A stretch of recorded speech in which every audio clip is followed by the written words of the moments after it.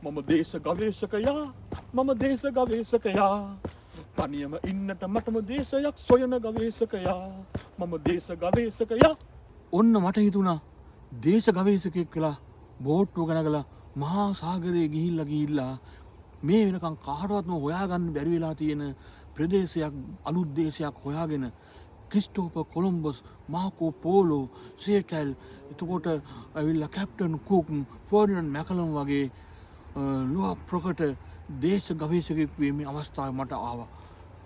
කොච්චර කරත් තාමත් මේ 70%ක්ම මහා මුහුදෙන් පිරලා තියෙනවා කියන මේ මහා පෘථිවි තලයේ මට හිතෙනවා මේ වෙනකන් තාමත් කාටවත් ඇහැ ගැහිච්ච නැති කාටවත් හොයාගන්න බැරි වෙච්ච ප්‍රදේශ තව ඕන තරම් අඩුම තරමේ එකක්වත් මේ ලෝකේ ඇති කියලාමයි මට හිතෙන්නේ. එහෙම හිතාගෙන මං ඉතින් පුංචි බෝට්ටුවක් හදාගෙන මහා මුහුදට බෑලා මහා මුහුදේ කාලයක් ආවා. සති 3ක් 4ක් විතර ඇති මට ඉතින් බලාව ගන්න විදියක් නැහැ. වෙලාවක් කලාව මොකුත් නැහැ.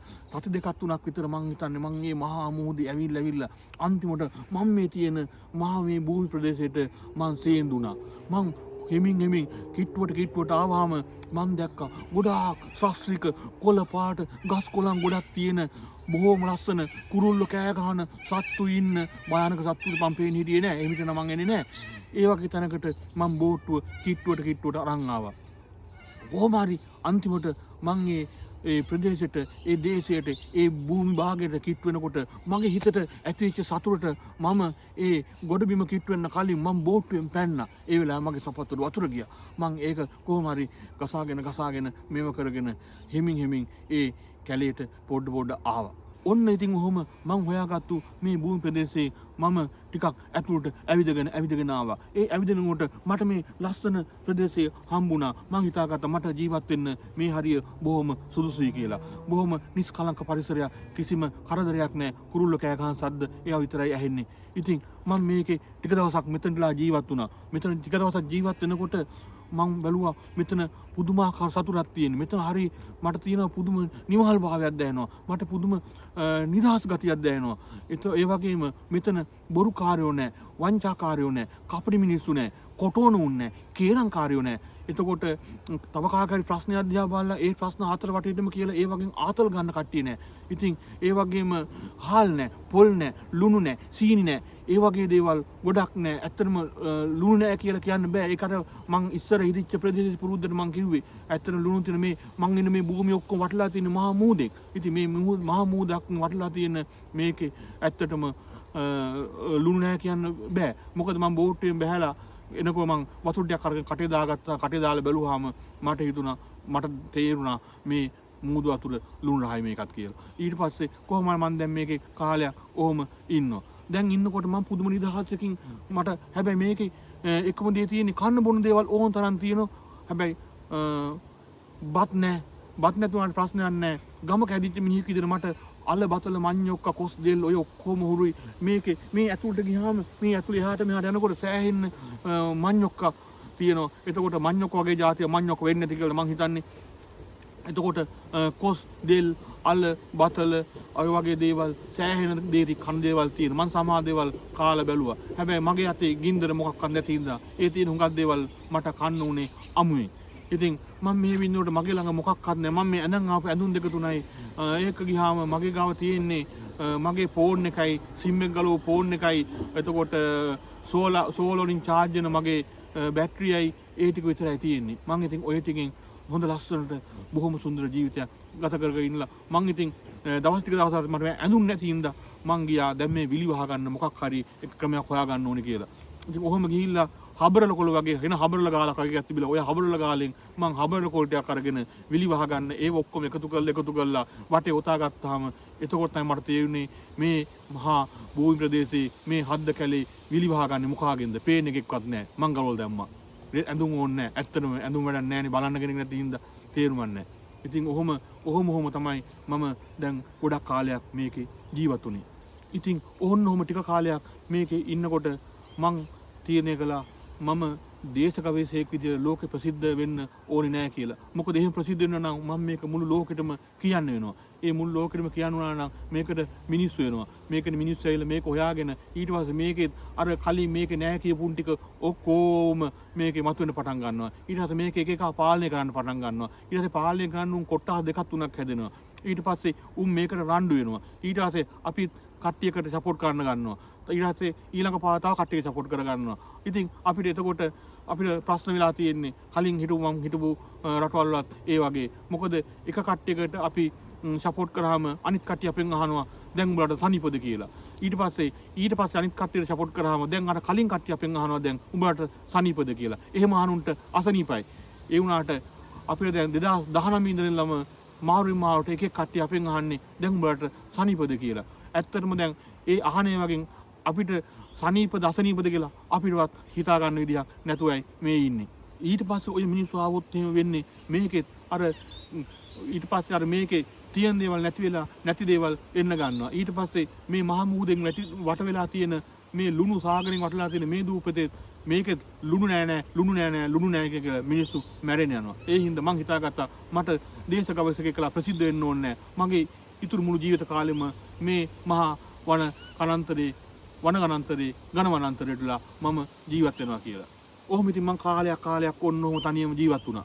ඔහොම කාලයක් ජීවත් වෙනකොට තනියෙන් කිසිම දෙයක් කරගන්න බැරුව හිටු මම ටික මගේ වැඩ ඔක්කොම කරගන්නකොට මට එකපාරට මතක් වුණා දැන් මට මගේ වයිෆ් මගේ ළඟ ඉඳලා හොඳයි කියලා. මං එහෙම කියලා මගේ අර පරණ දි รา පත් වෙච්ච බෝට්ටුවත් අරගෙන මම හෙමින් ගියා. මම කලින් හිටපු ප්‍රදේශය හොයාගෙන ගිහිල්ලා මං හිමීට මහා රෑයක මගේ වයිෆ්වත් බෝට්ටුවේ දාගෙන ආපහු සත් තුනක් තිස්සේ මේකට ආවා. මෙච්චර කාලයක් තනියෙන් මේ කැලේ හිටු මම දැන් ඉන්නේ මගේ නෝනත් එක්ක. මගේ නෝනත් එක්ක අලුතෙන් මේක ජීවිතේ පටන් අරගෙන එහෙම බොහොම ලස්සනට ඉන්නකොට මගේ නෝනත් හරිම කැමති වුණා. මොකද මගේ නෝනා ඔය අනුන්ගේ ඒව හොය අදුකුදු හොය අනුන්ට අරන් දොස් කී කෑ ගහලා බැන යන මිනිස්සෙක් නෙමෙයි. ඊටාම අහිංසක සමුදිනියාම කෙනෙක් වගේ තමයි අපේ නෝනා. ඉතින් ඔහොම ඉන්නකොට කාලයක් ඔන්න අපේ නෝනා ඇවිල්ලා මට මඤ්ඤොක්ක දණු ටික කරන් එල්ල කිව්වා. අනේ සුරංග ඔයා මේ මඤ්ඤොක්ක දණු ටික මෙන්න මේ වටේ හිටවල දාන්නෝ කියලා. මං ඇහුවා ඇයි ඉතින් අපි මේවා හිටවන්නේ මඤ්ඤොක්ක අර එහා පැත්තේ ඕන් තරම් තියෙනවා ටිකක් ඇතුළට ගියාම ඒවා අපේ නෙමෙයිනේ මෙතන අපේ ටිකක් මේවා කරලා හිටවගත්තාම මේක අපිනේ. මං කිව්වා ඇයි යෝදී එහෙම කරන්න ඕනේ නෑනේ මේ කවුරුත් නෑනේ මේක අපි විතරයි ඉන්නේ කියලා කිව්වම නෑ යා කියෝ නෑ අපේ කියලා කියන්නේ අපේ වටපිටාවේ අපේ ටිකක් තියෙන්න ඕනේ කියලා. ඊට පස්සේ මං ඒ ටික හිටව ගත්තා. ඔහොම ඔන්න දැන් ටික මම දැන් අපිට ඕන කරන භෝග වගාවල් අරව මේවා වටේ හදාගත්තා. හැමතිස්සෙම අපේ නෝන කියන්නේ මේවා අපේ කියලා. මං කිව්වා හැමතිස්සෙම මං කියනවා ඒවා අපේ නෙමෙයි මේ මුළු දේශය මේ අලුතෙන් හොයාගත් දේශය මේ මුළු ප්‍රදේශෙම අපේ. මේක ප්‍රමාණය කොච්චරද කියන්නේ අපි දන්නේ නැහැ. මං මේක තමයි කිලෝමීටර් 10ක් 15ක් එහාමට ඇවිදලා තියෙනවා. ඉමක් වුණා පේන්නේ නැහැ. ඉතින් කොහොම හරි කමන්නේ නෝනත් එක්ක මං සන්තෝෂෙන් ෂේප් එකේ මගේ වැඩක් කරගෙන ගියා. හැබැයි නෝනත් ගොඩාක් කැමති වුණා. නෝනට උයන්න නැහැ. එතකොට රෙදි පොදන්න නැහැ. රෙදි මදින්න නැහැ. රෙදි නමන්න නැහැ. ගෙවල් ලකුම් කරන්න නැහැ. එතකොට එක ප්‍රශ්න නැහැ. කවුරුත් අරමිය කතා කරලා අරමිය කියන්නේ නැහැ. මටත් ඉතින් හොඳයි. මටත් මොකද හෝම් ලෝන් එකක් නැහැ. ක්‍රෙඩිට් කාඩ් නැහැ.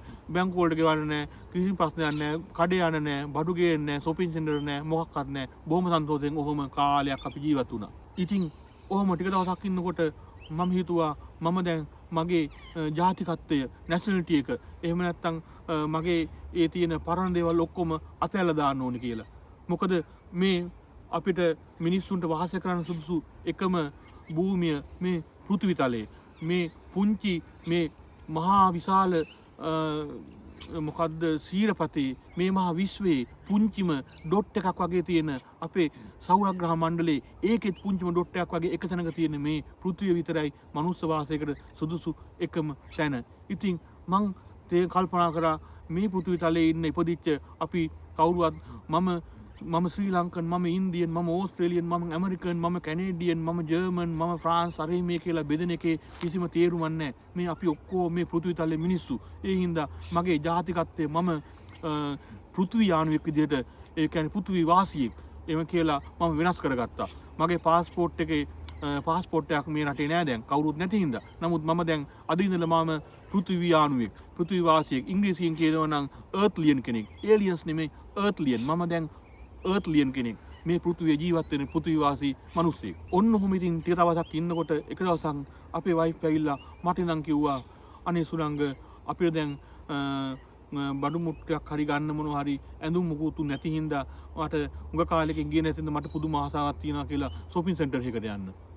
ඉතින් මං කිව්වා අනේ මිනිස්සුયો මේකේ කොහෙද shopping center අපි ඉතින් මෙච්චර කාලයක් shopping center එකට ගිහිල්ලා මේ ජීවත් වුනේ මේ ෂෝක් එකට මේ තියෙන දෙයක් කාලා බීලා නිදහසේ ජීවත් වුණානේ ආයෙත් මොකද shopping center ගාන යන්නේ අපි කියලා. ඉතින් එහෙම කියනකොට නෝනා ටිකක් තද වුණා. නෝනේ දැන් කිව්වා මම මෙච්චර කාලයක් මේ අවුරුදු ගාණක් shopping center එකට යන්නේ නැතුව හිටියමයි කියලා පොඩ්ඩක් එයාට කේන්ති ගියා. එනි කේන්ති ගියාම මං කිව්වා මේ අපි මේ ජීවත් වෙන ඉතුරු කාලෙත් මෙන්න මේ විදිහට පාඩුවේ ජීවත් වෙමු. shopping center ගානේ ගිහිල්ලා රස්තියාව දෙන්නත් බෑ. අනිත් එක දැන් අපි රස්සාවක් මූත් කරලා නැති හින්දා අපිට සල්ලිත් නෑ වගේ බඩු ගන්න කියලා. එහෙම කිනකොට නෝන එකපාරටම මගේ උරහිස් දෙක රත් තියලා කේන්තිය මාව හොල්ලගෙන ගියා. මාව එක්ක යන්නේ නැත්තම් shopping center එකට තමුසෙව කොලම්බස් නේ මං තමුසෙව කම්බස් කරන මඩ බෑ තමුසෙත් එක්ක මං තනියෙන් හරි යනවා කියලා මගේ උරහිසෙන් අල්ල ඔහම හොල්ලගෙන ගියා. එහෙම හොල්ලගෙන යනකොට එකපාරට මාව ගැස්සිලා අවදි වුණා. අවදිලා බලනකොටත් එතකොටත් මෙන්න නෝන මගේ උරහිස රත් දෙක තියාගෙන ඉන්නවා. මං ඇහුවා ඇයි මොකද කියලා. ඒයි නැගිටින්නේ නැද්ද? පහමාරයි වෙලාව වැඩට යන්නේ නැද්ද කියලා ඇහුවා. මේ පට සීතල වැඩට යන්නේ කොහොමද? අනේ කරන්න දෙයක් නැහැ ඉතින්. මම නැකිලා දඩබඩස් ගාලා ලේස්තු වෙලා මං මේ චලාවක් දැක්ක ලස්සන සුන්දර හීනේ ගැන කල්පනා කර ඒ හීනේ තියච්ච සුන්දරතම මතක් කර මම රස්සාවට වැඩට ගියා.